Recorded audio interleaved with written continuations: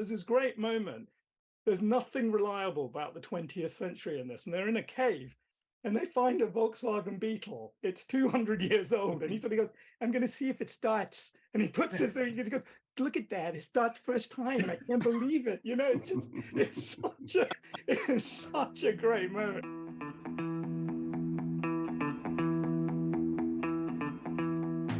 Hello and welcome to episode 9 of the Collecting Addicts podcast. Although we have had an alternative name suggested, and it is Wheel Nuts. I quite like Wheel Nuts, so we might run with that next week. But for this week, we are still collecting addicts. And this week, we're going to begin with our 2-car garage challenge. I'm going to read it out. It was set by Mr. Edward Lovett. The 2-car garage is a married senior exec with 2 sub-10-year-old kids in his 40s buying 2 brand new cars. I know, it's riveting stuff. One is a company car that must be electric and needs to be able to get over 250 miles on a charge.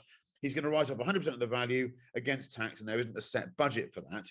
But for the new car, he has a £120,000 cap, and he'll fund it with a PCP with a £20,000 deposit. It needs rear seats, although not for long journeys, and his wife will want to use the car during the week, and he wants to smile while driving it at the weekend. I need to get breath after reading that massive monologue.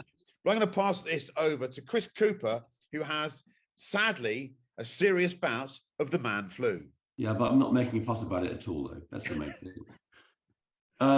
It's really hard to walk past Taycan for the electric car. I have to say, I mean, we've had this conversation before, and I know that, and it works. It's a great Porsche, and it's a great electric car. It's got that just unbelievable elastic capability. So, electric cars, they are part of the answer somewhere. And Taycan, it would just about in springtime, summer, the decent one get over 250 miles. You're on the outer edge there. I've never driven a Taycan that gave me 250 miles. My one, they've just tweaked it a bit because mine went back in October. But certainly, I actually took a photograph because I was so surprised of the little range thing. I did see 251 on the range. You're in. You've got proof. And then they tweaked it. You need proof in a photograph, as we'll discuss. Taycan. A 2-seat car, some rear seats, not all the time, sub-10-year-old kids, quite small. What's that going to be? It's hard to walk past 911 again. I'm really sorry. I mean, it's going to be a really quick segment because everyone's going to say, oh, he's just got my 2. It's bloody annoying, isn't it? It is just, you just have a 911. And I just think, and that's the end of it. It's a Taycan and 911. Lucky us. Double tick. Go and see the headmaster for Thank you. Choosing the right things. Well done. Some throat sweets, yes. Some throat sweets. Green pen, not red pen. Neil Clifford. Well, I went Taycan as well. I think I had one, as some people know, and I endeavoured to do a Liverpool and back trip in the car and failed appallingly. I only ever got 228 on the range, but it's not reliable. Yeah. I'm trusting in Mr. Cooper that you know, it can get 251, 228, and then you turn on the air conditioning, the lights and the wipers, you get like 201, and then it's at winter, it's probably 197 or something. Yeah. But it probably is the best electric car. Actually, I enjoyed it apart from the fact that you just can't charge it up anywhere with any convenience. So if you had to do 250 and you had to get an electric car tomorrow, would you buy a Taycan? Yes. Yeah. But you only got 228, Neil. Well, I'm buying Chris's one. Yeah, exactly. Yeah, that's fine. Yeah. And then actually the only real choice of the sports car is a bloody 911. And I even went through Autocar and the top 10 best sports cars yesterday and tried to find another bloody idea. And Aston Martin and Mercedes, you just can't buy that new Mercedes SL. It's so bloody ugly and fat. It is ugly. So actually, I've decided that I'm ignoring the rules completely and I'm buying an FF. Yeah. I'm going down to see Matthew down in Swindon and I'm going to buy an FF and I'm going to just tell the wife it's new. Because it is the best proper 4-seater sports car. It's peak Luca de Montezemolo before Manzoni sort of ruined the design of the whole bloody brand. and it's the coolest thing, and you keep it forever. Would you buy one without? Would you buy one out of warranty with that front gearbox diff arrangement? I own one out of warranty. Did you? Now I do. Now I Do own you? one. And it's a bit of a pain in the arse out of warranty. I've had to do a few sort of Chinese handshakes with Mr. Matthew, and I've got a few big bills. So it's not straightforward an FF out of warranty, I would say. So my old one Matthew's just brought it back. This Matthew character we're talking about is Matthew Beard, who runs Ferrari Swindon, by the way. He's the most beautiful man in the car industry. He is, but he's had all of our trousers down around our ankles for the last 25 years. He's a clever man. But he's got my old blue one back. He said, do you want to have a go at it? And I'm so tempted because I just loved the car. And I had a sense that it just felt like it was quite strong, that one. I'm doing FFFs in a minute where I thought to myself, this isn't feel a strong one. That one did feel quite strong. Do you remember when I broke down in yours? I took it to Cornwall. You lent it to me very kindly. You didn't preclude me from going to Cornwall in it, which I obviously then did. Yeah. And I ran it very close to the edge of the fuel tank capacity, and it stopped. Oh, yeah, it goes down really quick. It has but it has a fuel pressure sensor. Yeah. So if it doesn't have the right fuel pressure, the ECU shuts the engine down. Yeah. That is a problem because if you've got so little fuel in the tank, it's the first Ferrari that didn't have a fuel cap. So that little aluminium flap push the nozzle into, if that isn't sealing properly, there's a little seal there. If that little gasket doesn't seal against the thing properly and you swish and it starts to scavenge at the bottom of the tank, it can draw enough air through quickly that tells the brain that it's going to start throwing air into the fuel pump, and it just shuts it off. I had it twice. That blue one was nice. For 120 grand, it's the best four-seater sports car. That engine actually is one of the best sounding Ferraris ever. The FF. Yeah. Right, I'm going to phone Matthew after this. I might know that my youngest weed on the back seat. Right, who's let's go for Manish now for your two-car garage. Okay, I had a feeling that the Taycan would be suit du jour, so I decided yesterday. I'll tell you the best thing about this podcast is you do have to read around it, apart from you probably, Chris Harris, and possibly Mr. Cooper, but the rest of us read around it. And I found this fantastic magazine online called Fleet News. Oh, I've got a subscription to that. Oh, see what I mean? I mean, for missing out on this. Professional reasons, actually, seriously, I do, yeah.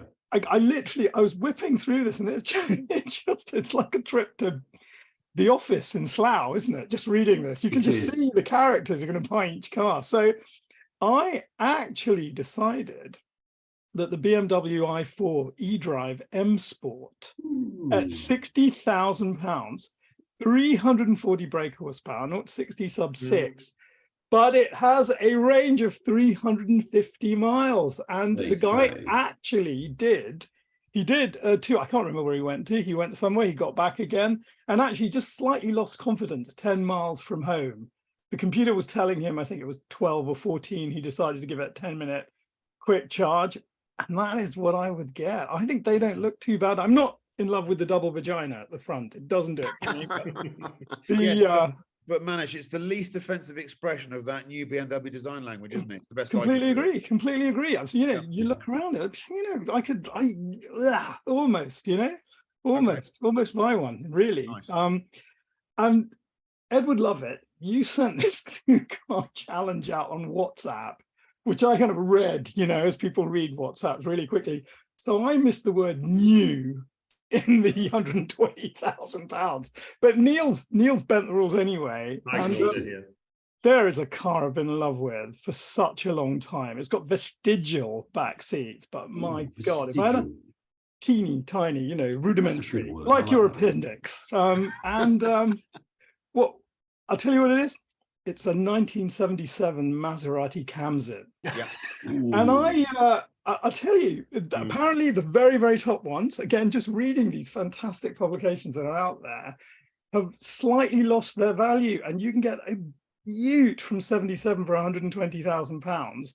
And 5-litre engine, V8, beautiful looking, and it's got that glass back with the lights kind of floating, and you just ram your kids in the back, massive boot space, just much elegant. It's a beautiful thing. Everything I love about cars. So that's it. That's my Also, I baby. also love the fact that again, if we talk about the PCP and the deposit reflecting the way people buy cars, also the idea of mistaking or not seeing the word new is just the kind of thing that happens, isn't it? When you go home to your other half or your friends, I didn't realize I couldn't buy an old car, so I bought an old car. There you go. It's what happens to us. Exactly. Yeah, but what is your two-car garage going to be? Well, I've had obviously way too much time to think about it, but these are real things.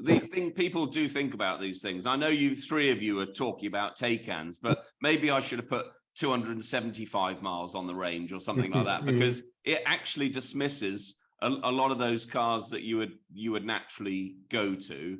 I think we talked about this in the first or the second podcast about electric cars, their rapid depreciation, because if you buy them as a brand new car, you can write 100% off against your tax.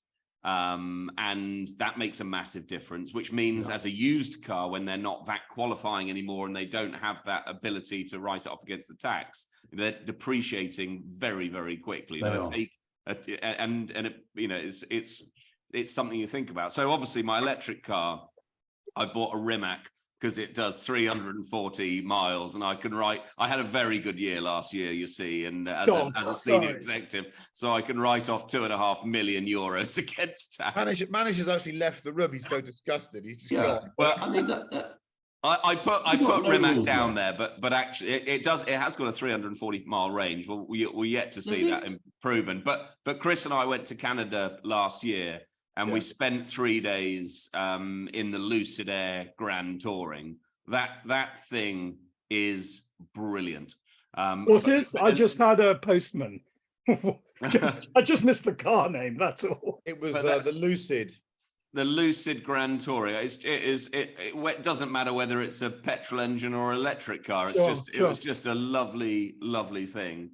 And then again, the sort of 120 grand new sports car that puts a smile on your face that you can get your kids in the back. It's tricky. It is tricky. You know, that there aren't that many cars, and even if you want to spend 60 grand, a lot of them have got 2 seats, not 4 seats. And you know, a lot of people buy these cars on finance, so you need something that's got a pretty good residual value. You know, look at Romas and Lussos or the new Purosangue. You know, they're 300 grand or 200 something grand once you put carbon fiber everywhere. So I think it's very hard to look away from a 911. So, you know, whether it be a 911T or just a Carrera 2 or a GTS for £114,000, it is the best all-rounder sports car that you can buy as a new car in that range. At this point, I need to stop and say this podcast is sponsored by Porsche AG, and we advise that everyone buys a Taycan or a 911. Ridiculous. Okay, I'll jump in then. You're far better informed than us, Chris. So hopefully, I think the electric car question. If you want a car that will regularly provide you with 250 miles of range, regardless of the way you drive and the temperature outside, there isn't such a vehicle. The Rimac's got 340, but if you give it full tap, it's not doing that. The Lucid Air with the longest range thing probably has the best range of any vehicle. Yeah, if we were tapping it around that track, no way it would do 250 miles. So for me, I've had a Polestar 1 for a while. That's a weird hybrid thing, but I do like the Polestar design language. I like the way the brand holds itself. It's not as smug. The owners don't seem to be quite as pleased with themselves.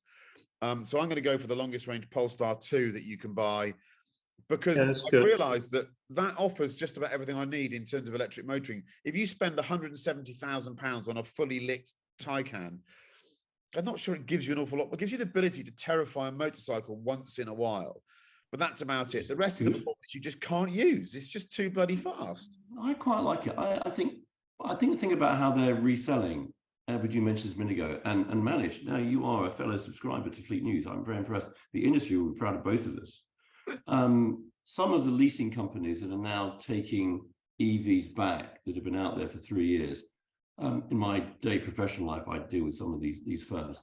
And in the first part of this year, when they've been commenting on the performance of their auctions for disposing of these older EVs, they're just not selling. They've literally been left with car parks full of them.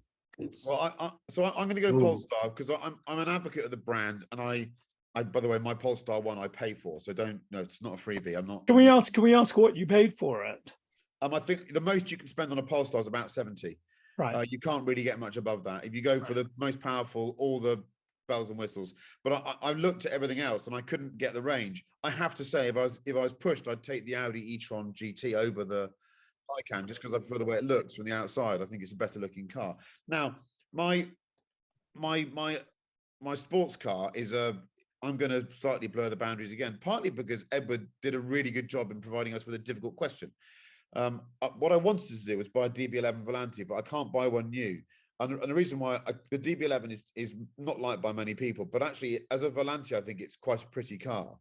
And I'm liking convertibles more and more as I get older, but I couldn't find one new, and I couldn't find a very clever way of explaining how I might have nicked one that was nearly new. And I'm not as naughty as you lot in bending the rules.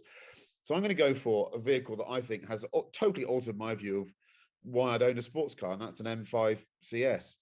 I used to think that I wanted to have a 911 turbo. I needed that sports car. I'd rather have a sports car with 2 back seats to irritate my children, because it meant that I had something I wanted to drive more on a daily basis. But the M5 has exploded that completely. I'd rather drive it than the 992 Touring. If I looked at the two together, I went in the M5. I think there are a couple of nearly new ones or unregistered ones that haven't sold, and I think you could probably get one for 120 grand now that had delivery miles on it. It's the best 2+2 I've ever owned. It just happens to be a massive 4-seater with a boot, but it's just I crap on about it. It's a game-changing car for me. That's cool. There we go. Good call. Now, let's move on to the thorny issue of Formula One. Manish, I gather there are lots of things going on down at the Scuderia that we ought to understand. Yes, again. I will start off by repeating that I am a bit of a closet Ferrari and McLaren fan. I do really love these teams.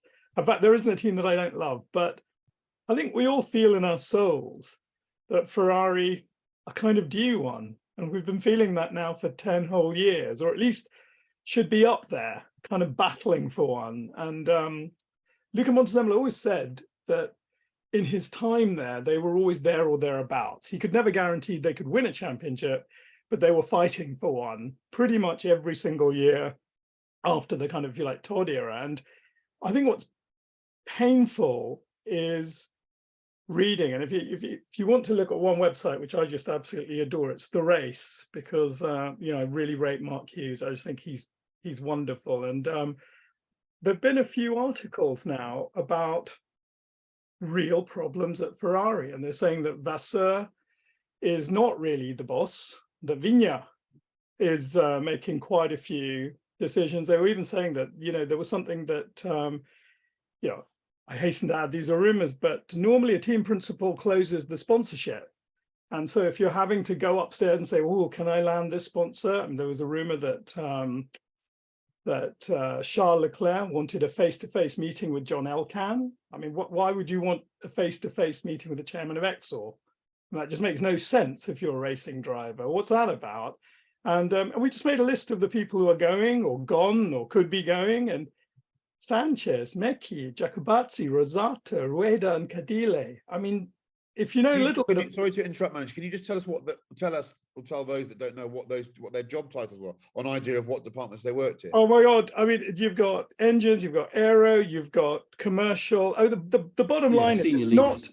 Yeah, it's not one aero guy going and taking 2 mates with him. And the reason why, I'm a little bit worried about this is because I think second year of rule stability, people are tracing all of this back to, it's the usual Ferrari stuff. So, rumors that that this all dates back to Sergio Marchionne wanting to make it a purely Italian company. I mean, when you start digging around like that, it's all bollocks, basically. There does seem to be a bit of a crisis there, because I think they're just looking at, let's see, Luca retired in 2014. So this is, I guess, their 9th season without him, and they just have not challenged.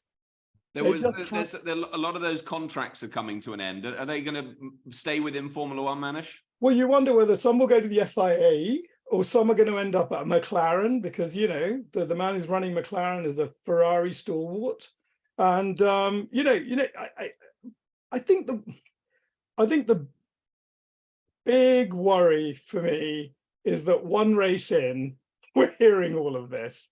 And if I had a single alarm bell there, it would be, if it's true, Leclerc wanting to meet Alcan. Why would you want to meet your boss's boss's boss's boss? Yeah. And that's a weird thing to do in the corporate world. And then there was another little dinky rumor that Helmut Marko at the age of 80 is starting to stretch and go, no, I'm not totally, I used to run this motor racing team and now I have to talk to Mintzlav. And I think Marko and Dietrich Mateschitz had an extraordinary relationship. If you hear about them, they're just mates, basically. I very much doubt Helmut Marko's ever felt like an employee of Red Bull in his life. It's like me giving you guys a call and saying, look, end of the Grand Prix, what do you think? And I think to go from that to having to go into some kind of pseudo committee, and again, Bernie famously said the thing about Formula One is you've got to react quickly. And whenever you create these kind of great committees, or you've got to answer to someone, you've lost the sponsor, or you've lost the driver, or you've lost the engineer. And I just do wonder whether, perhaps all of this is just it's a crystallization, perhaps, as you say, Edward, of, we've got to a certain weird time point in Formula One. But yes. Do you think it's fair to say, Manish, because as someone who's observed Ferrari the way you have for so long, one thing that I've always taken from the way Ferrari succeeds, its periods of success, seem to have been built around a charismatic figure.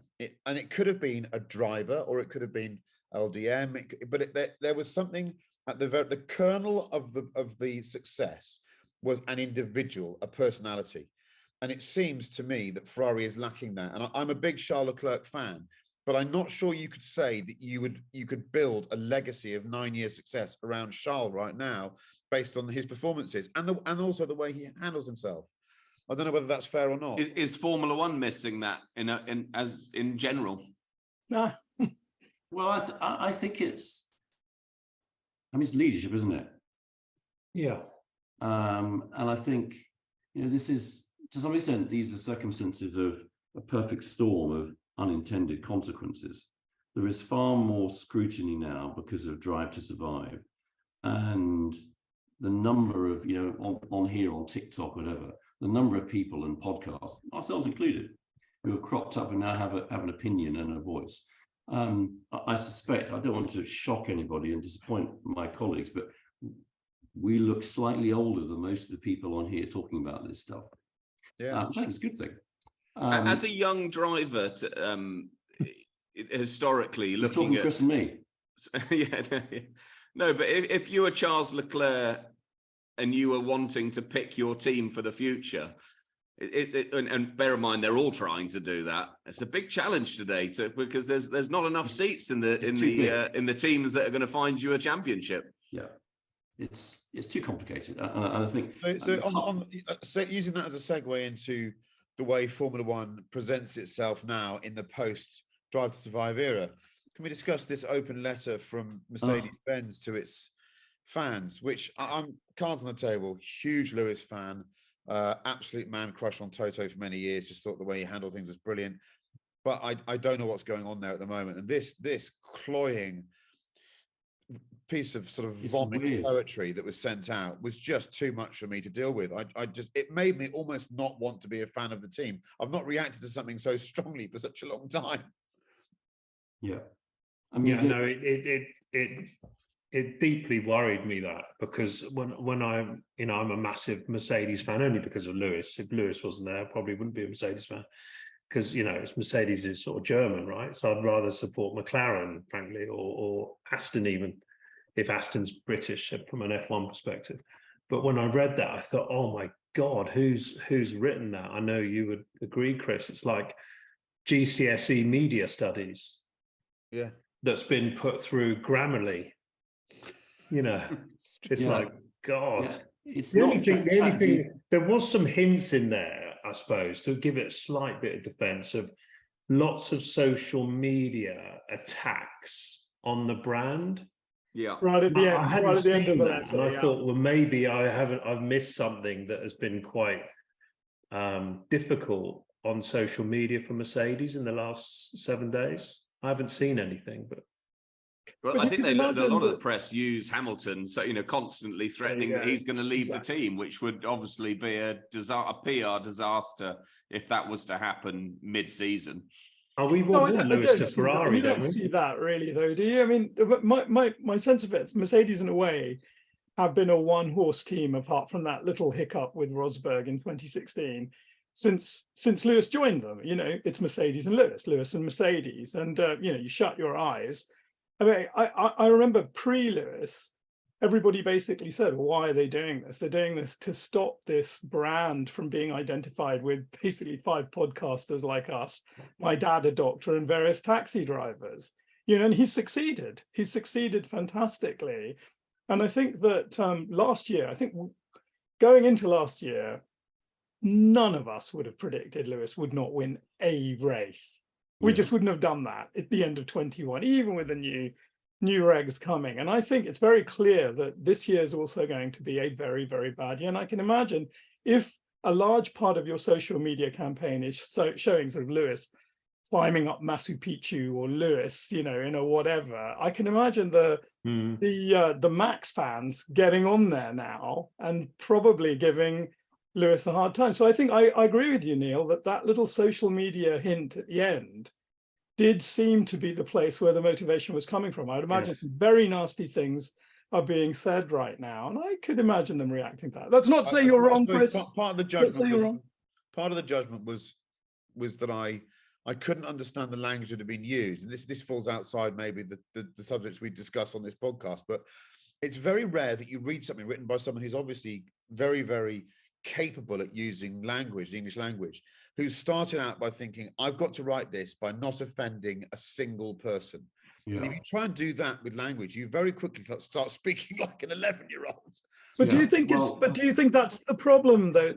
Isn't that exactly the problem, though, Chris? That I have a feeling it's exactly that. Somebody in our generation is trying to talk to people in their late teens and early 20s. When I go to open mic sessions with Edward and he tries to rap, it never looks good.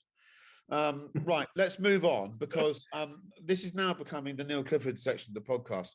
He has absolutely smashed it on our WhatsApp group this week with some of the stuff he's been sending out. Normally it's quite random because he has a random eclectic taste in cars, but we were first of all treated to a video of him trying to start one of his old Bristols. That's not a euphemism. Out there. He was trying to start this Bristol, and he was taking immense joy in this vehicle's complete disinterest in starting. Can you explain to us, Neil, why you find that enjoyable? Because that to me just looked like purgatory on 4 wheels. Well, hopefully we'll be able to edit that 1 minute 30 seconds of film and delete some of the more colourful language to demonstrate what is my stress release. Actually, I do. It may surprise people, but I do have a relatively sort of stressy job. And then my weekends are spent really moving around C-Tech chargers,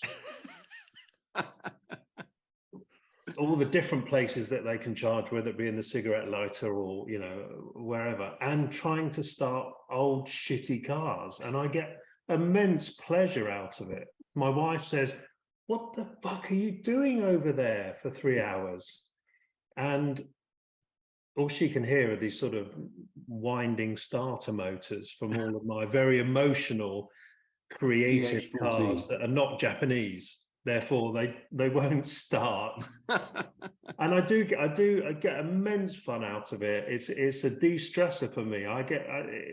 It's in no way hassle, which of course 99% of people would think this was immensely time wasting and useless thing to do, but I enjoy it. Can I ask one thing, though, in the context of trying to start an old car? I think one of the reasons why it can be a fun activity for you is that you've not necessarily planned a journey in that vehicle. When it really kills me is when I thought to myself, I'm going to go and see my pal in my old what have you. I've got it all planned out, which is quite rare for me to be organised. And then the one thing that I need to work doesn't start. And then I have to think to myself, I don't want to turn up in my estate car. I've decided today I'm going to be interesting and windswept, and I'm going to turn up in my old car. And when it doesn't work, I'm close to tears. I'm more likely to cry at that than I am a relative dying. It And was that's very. all of when your tire pressure monitor, whether your TPM comes on, TPMS. or you've got no bloody petrol, or the Range Rover 1983 is clearly running on 5 cylinders, not 8. It is. You're right. It is a pain in the arse, and then you just go and jump in the 911, don't you? I found it really. I haven't started for 2 years. I found that thing a real emotional. It's a bit like, this is a bit random. It's a bit like on here. You see those pimple popping things and all the comments are just squeeze it. And watching was like, it's not going to start. Not going to start. No, it wasn't going to start. It wasn't going to start. The C-Tech charger was plugged in my Honda Monkey bike, and if you don't have the 411 on constant charge, it's a 50% chance of not starting anyway. So I knew I was up against it. I knew it wasn't going to go. Neil, can you remember the film Woody Allen's The Sleeper? Do you remember that? So it's all set in Woody Allen goes to have a very routine operation in 1973, but it goes wrong. So they cryogenically freeze him, and he wakes up 200 years later in kind of modern year. It's great. It's very, very funny film. Very good pastiche of our time. But there's this great moment. There's nothing reliable about the 20th century in this, and they're in a cave. And they find a Volkswagen Beetle. It's 200 years old. And he sort of goes, I'm going to see if it starts. And he puts this there. He goes, look at that. It starts first time. I can't believe it. It's such a great moment. Yeah. But you sort of... that is the reality of German cars, isn't it? Yeah. That is the reality, whether it be Mercedes, BMW or Porsche, they probably will start. But there's part of that experience that watching you, Neil, was somebody... I don't have anything like the car collection Neil has, but I have an old restored Mini, 1962 Mini. And somebody came around to do a bit of work on it a few weeks ago on a rare nice day in February. And I told him where it was. And I couldn't hear it starting. And I thought, I know exactly what's happened. He just can't start it. So I went round to him and he said, it won't start. And I said, he pulled the choke out. He looked at me and went, yeah, no one knows what a choke is anymore. No. And then he cleaned it and he sort of wouldn't start. And I said, have you got water in the distributor cap? And he went, he doesn't know what a distributor is. I thought it was extraordinary. It's really, really, and we get used to, we were talking about, was it one of the episodes we were talking about before? First company cars, Renault 5 GT Turbo, stuff like that. That had a little choke lever. It did have a choke, yeah. Because it was a turbocharged, carburetor fed 1.4 cylinder engine. So watching, I think we should share them because I'm looking forward to next weekend's. Which one's he going to not start this weekend? Yeah, well, the 411 doesn't have a choke, which is part but of also like a automatic. 911, great cars from that era didn't always have chokes. You gave 2 good pumps on the throttle. Yeah. So is the 411 automatic, Neil? Yeah, they didn't make it. At least with the Mini, there's the excitement of jump starting something's always fun. At least a Mini, you can sort of push it along by yourself and hop in, throw it into first or second. The problem is with the Or just walk it. You often pull it out and it comes right out the fucking dash and you can't put it back in. And the lead is about this long. Yeah, it is. Yeah. I've done that. I've done exactly that. yeah. Right, now we're going to move on to the second part of Neil Clifford's week.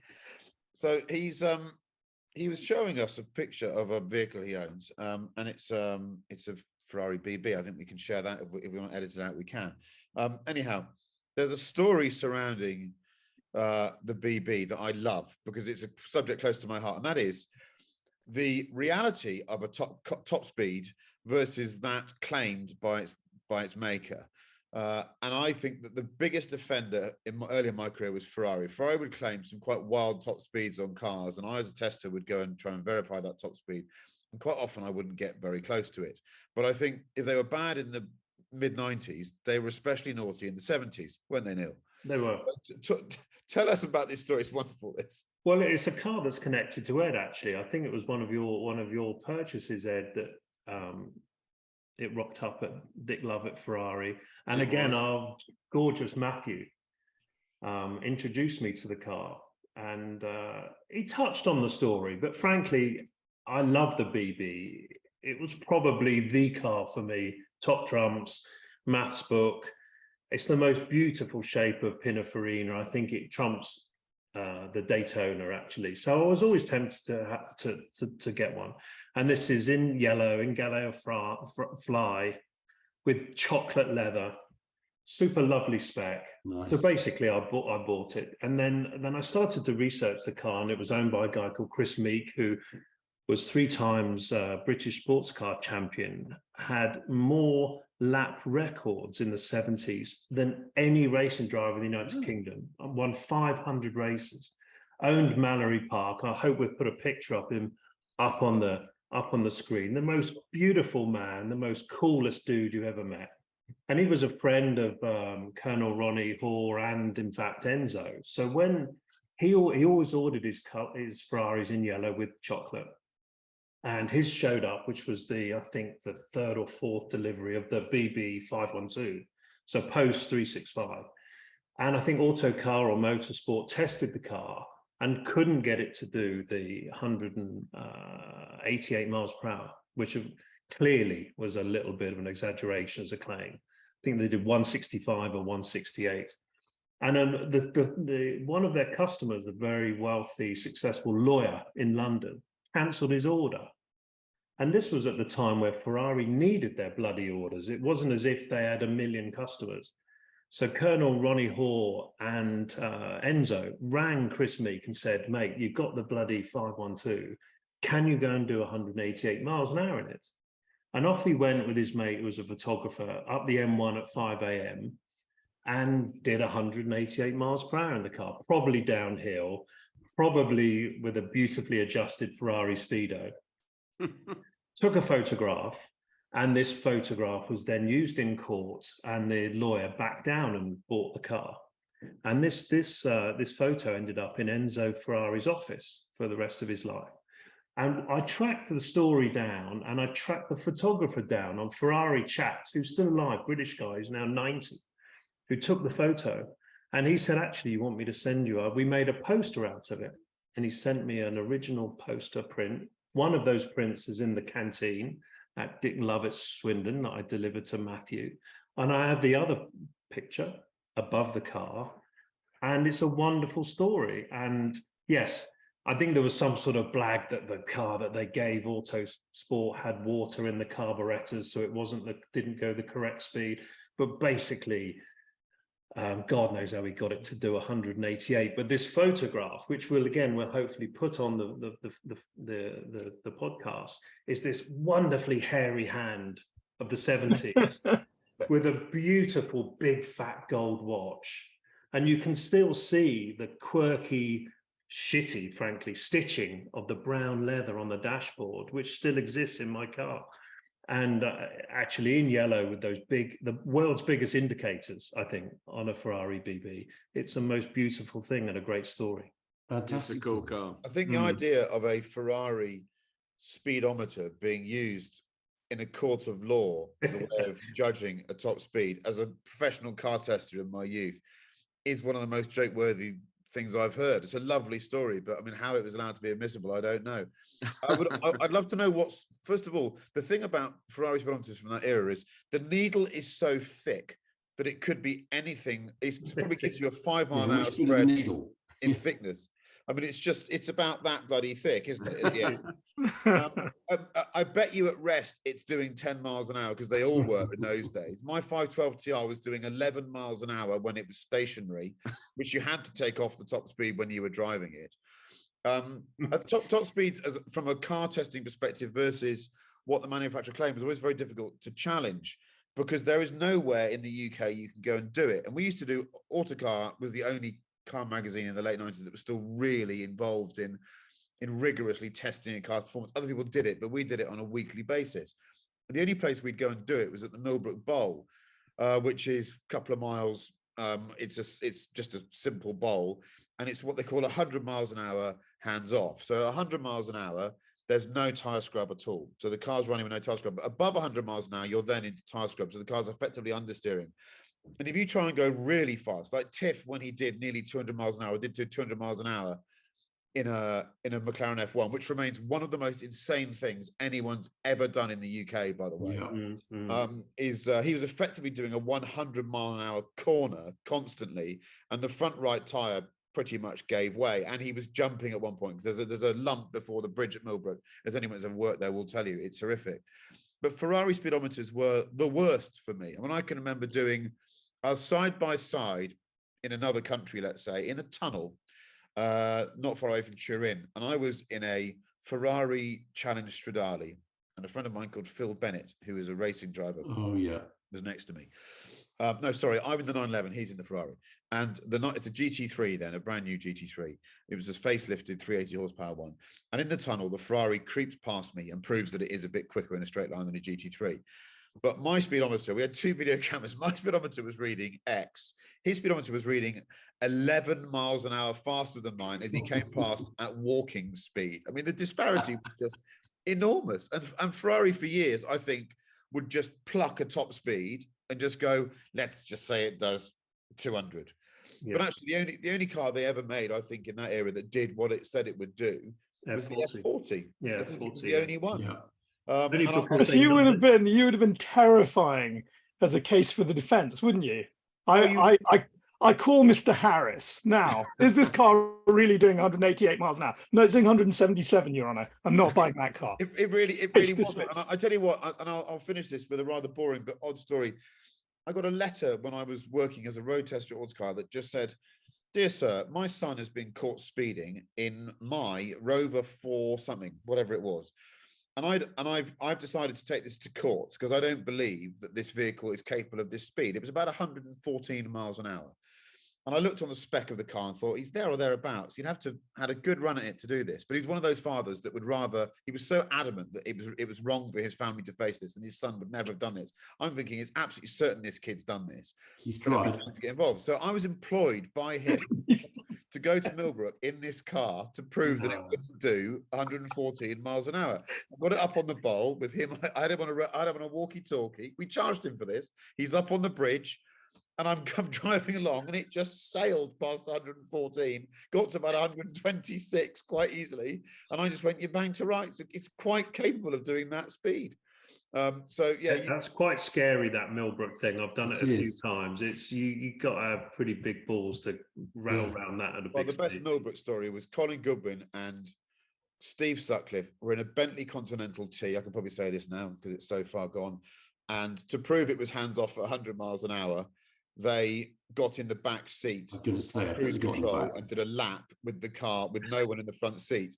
But what you have to realize is that you had radio contact with other test drivers who were using different. It's 5 lanes, and you can use different lanes. And they were going past sort of ambulances doing testing on lane 2, who spotted there was no one in the front driving. And everyone got in a bit of trouble. I do love those stories. And the only time I did 170 something on the bowl as fast as I went, you could actually get up beyond the white line at the top and get the wing mirror on the barrier, and it would give you another 10 miles an hour. But I was in the first Pagani Zonda that Roland Hall owned, and we did a road test on it in, I think, 2002. And I thought everything was okay, but a photographer who was there said there was smoke pissing out of the right rear. And the compression of the suspension meant the rear clam was the tyre was eating into it. And that was the car that Harry Metcalf ended up owning. And they all kept the chew mark. It's still there on the inside of the clam to prove it was the road test car. So yeah, there you go. Rather boring story. But now we're going to move on to what are we going to go for? Oh, we're going to do some music now. Who's going to do some music? Give me a tune. I'm amazed we haven't had this before. This is the very perfect rock song, Jump by Van Halen. Oh, don't know how we missed it. I think I've already suggested it, haven't I? I normally do. It's one of my favorite songs. If you haven't, thank you for doing it. Yeah, it's a great tune. It's a great tune. The Temper Trap, Sweet Disposition. Great tune.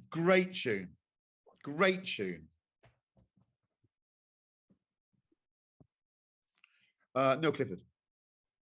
I'm shocked that I've not included my favourite band on any of my suggestions so far. So I was so embarrassed myself. I've got to put a Radiohead song on there. Yep. OK Computer is the best album. Please download the whole bloody thing. It's just magnificent. 26 years old now. And in those days, as we are men of the 90s, you listen to the whole album in order because you put the bloody CD in when you got in your car. So the best track for me of that album is always the first track, because you're like, fuck, I'm in the car, I've got my radio head on, I've got a 2-hour drive, and ironically, it's called Airbag. It's brilliant song. Well, Manish, we're always waiting, because it's like an episode of Inspector Morse. We never know what's going to come out. What wonderful piece of classical music is going to come out? What's it going to be? No, it's not classical this time. Teeny tiny story. So a few years ago, do you remember when Lewis Hamilton and Valentino Rossi swapped occupation in Barcelona? Yes. So I was actually asked to film that by his manager at the time, or to prepare a pitch for it. Universal were thinking about making a movie, and my thought was that the real story, so I was trying to find a little bit of emotion, is that what you've got is one man who's about to give up his career. He's at the very twilight of his career, while the other one's absolutely at the peak of his career, but probably right at the peak. So I imagined it was a kind of brothers in arms story where they'd swap, and it would be all about that kind of final embrace, and Valentino would walk away forever, and Lewis would go, God, I'm going to be that guy one day. So I had a lovely pitch. We had a little plan. Anyway, it didn't happen. But I wanted to end it with, or I wanted the moment when they actually swapped occupations. So Valentino drives a Mercedes, Lewis gets onto their, what was he driving? Yamaha. I imagined it to this beautiful piece of music called El Corazon, which is on one of the Buddha Bar albums. And the guy who composed it is a guy called Arno Elias. And it has got the most beautiful Spanish guitar. It just orchestrates, it gets bigger and bigger and bigger. And the woman who sings it, she's one of these Spanish women with a voice down here. It is the most beautiful song. You'd be crying your eyes out at the end as Valentino walks away into the sunset. As ever, Brilliant. He's melted my heart again. He just always leaves me feeling a bit, and I don't know how to follow that up. I was trying to find a piece of music. I'm trying to find pieces of music I listened to that defined important journeys in my life, and I had just about found something. It was a piece of weird sort of euphoric trance music, that I was listening to with Sutcliffe at 4 a.m. when we were driving a 911 back from some launch in Cadiz. But I couldn't quite find the name of it, and all of these things are sampled and then in different remixes that you can't find. I nearly got close to it, but as I was doing that, Tina Turner's Nutbush City Limits came on the radio. I just found myself thinking, I'd forgotten what a legend she was when she was younger. And it's just got that. But it's one of those songs that you drive, when it comes on in the car, you go, oh yeah. So I'm going for Tina this week, because I just think it's a sensational tune. And if you YouTube it and watch the video, I mean, how amazing was she? Yeah, she really was. So I will, for all of you people that love sort of that techno-y, trancey sound of beats that would keep us going in the early 2000s, I will find some next week. But for now, I'm afraid you're stuck with my Nutbush. We've got 1,369 follows on the podcast. Oh, not on the podcast, on the Driving Tunes Collecting Addicts Spotify. Very good. Thank you very much for joining Neil Clifford Stories and the rest of us for this week's podcast. It's been an absolute joy. I think the Ferrari BB story is it's just wonderful. And I tell you what, if you're going to write comments on this, those of you that have a vehicle that have researched its history and almost treat it like a human being, share those with us, because I love people that want to know the story that their cars lived and why there's a dent there and why that bit of upholstery is ripped. So those are some of my favorite stories. So share those with us. Have a lovely week. Enjoy the Grand Prix at the weekend, and we'll catch up with you next week. See you later.